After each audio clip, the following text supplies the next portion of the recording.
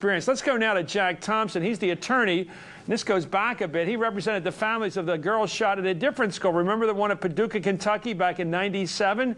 Well, Mr. Thompson is a strong opponent of violent computer games.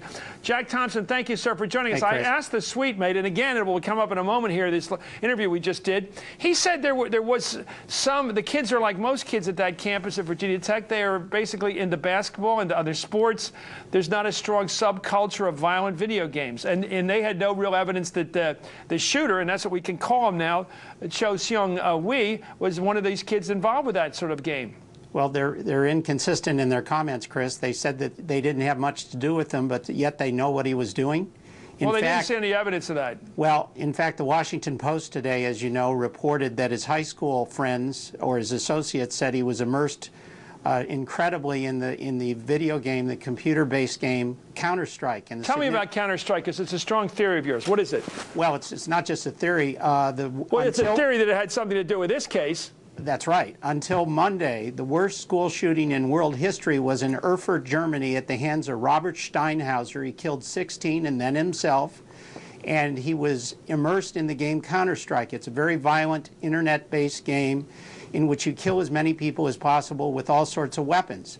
That event changed the chancellor's race in Germany. It changed the laws in Germany, and here we have now Mr. Cho, who was involved in this same game, according to his high school classmates. His own suite mates in Blacksburg said that he was on the computer all the time. He wasn't downloading music. He was playing this game. Chris, that's not what we just heard. Wait, we just talked to one of his suite mates who said when he looked on the screen, he said he just saw him writing linear English, just writing apparently essays or plays or something. When he looked on the screen. But the fact is, and here's what's significant, Cho was able to go room to room very calmly, efficiently, coolly killing people.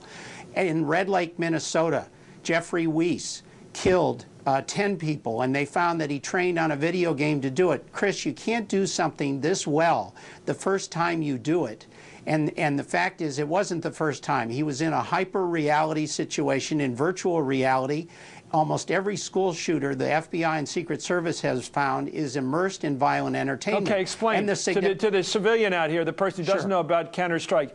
How's the game prepare or drill him in the execution of 32 people? It drills you and gives you scenarios on how to kill them. It gets you to kill with your heart rate lower.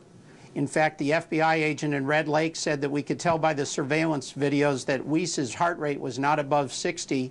That's impossible to do unless you've done it before. And so the video games, it's the reason, Chris, why the military uses these same type games to train soldiers how to kill and also to have the willingness to kill. And what's your most recent, I need to get a, I know it's a theory, and it is a theory in this case. When is the most recent testimony, and when does it apply to, that he was involved with Counter-Strike, the video game? The Cho was. Cho?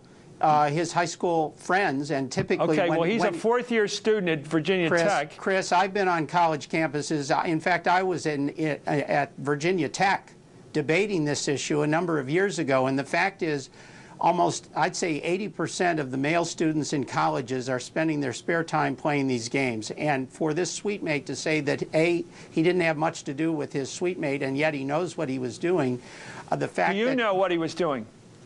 We know... Do you know whether Cho, the shooter, was involved with Counter-Strike at Virginia Tech the last 4 years? Chris, we know... in two regards. We know from his high school friends that he was into this. You don't drop it when you go to college, typically. Secondly, the FBI, the Secret Service, have found that the one common denominator among school shooters is the immersion in violent entertainment. And the significance of what happened today with NBC getting this is that this sending to NBC of this to extend beyond the grade, this media event, this is an extension of what this guy was into. Don't you understand? The video games are art imitating life, and then you get a bleed over of life imitating the art that he was into. This was all a game for this guy. It was a body count game. You don't know that, though. I know it from what other school shooters have done. I've represented the parents in Paducah. Right, but you are projecting other cases onto this case. You're projecting what he was doing 4 or 5 years ago onto what he was doing this weekend. Chris, the forensic fact is that the coolness with which he was able to pull this off, quote, the first time he did it, indicates he rehearsed it. I'm sorry. That's simply the way it works. That's what the FBI has found, the Secret Service. That's what we have in the school shooters. For example, the Montreal Dawson College shooter of last year, he trained on Super Columbine Massacre, an internet-based game, and also Postal 2. So the common denominator... We'll find out. I'm not against any theories until they're proven or disproven. Let's see if this bears to be true here. Thank you very much, Thanks, Jack Chris. Thompson, for coming on Hardball. When we return,